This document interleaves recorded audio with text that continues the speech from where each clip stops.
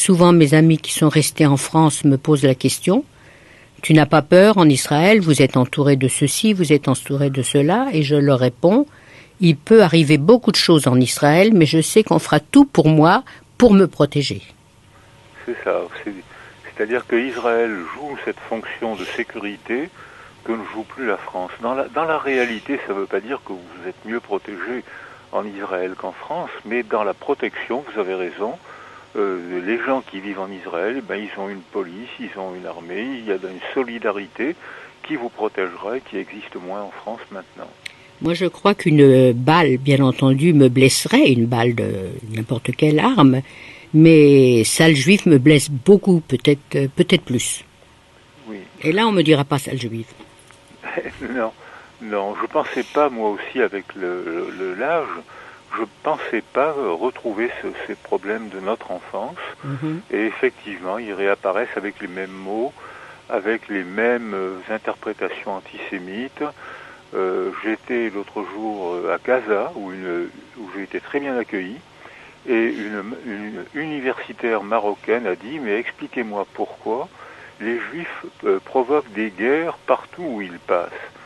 Alors je lui ai dit, mais c'est peut-être le contraire, c'est l'argument d'Hitler qui, quand il a déclaré la guerre aux États-Unis, disait c'est une guerre défensive contre le complot juif. C'est-à-dire que vous retrouvez exactement les mêmes arguments. Tout à fait, le même schéma, tout à fait. Le même schéma. Tout à fait. Et oui, j'étais vraiment, je pensais pas avoir à vivre ça une fois encore. Eh oui. Et quel serait votre message aux nouvelles générations ? Oui, Madeleine ou Monsieur Cyrulnik ? Pour ma part, je pense que le fait qu'Israël existe et le fait que les Juifs soient vigilants fait qu'on pourra encore les attaquer, mais ils se défendront, ils seront armés pour se défendre, alors que la plupart des Juifs qui ont été déportés, la rafle du Veldiv, les Juifs ont été naïfs. Ils se sont souvent rendus au commissariat parce qu'ils s'estimaient bons Français. Et ils ont été arrêtés par la police du pays pour lequel ils combattaient. C'est-à-dire que c'était une véritable trahison. Alors ça sera plus difficile maintenant parce que les Juifs sont sur leur garde et ça sera plus difficile. Mais il y a des gens qui pensent à faire revenir cette horreur. Je dois dire que moi, je suis personnellement fatiguée. Fatiguée de toujours me disculper. Et je pense qu'on devrait faire au contraire une thèse en voyant ce que les Juifs ont fait, toujours travailler. Chaque génération a été obligée de recommencer à zéro. C'est la première génération qui profite un peu du bien-être de leurs parents, du travail de leurs parents. Chaque génération a recommencé à travailler.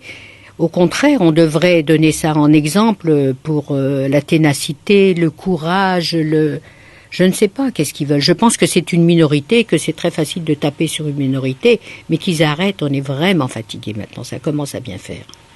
Oui, je pense comme vous. On est d'accord.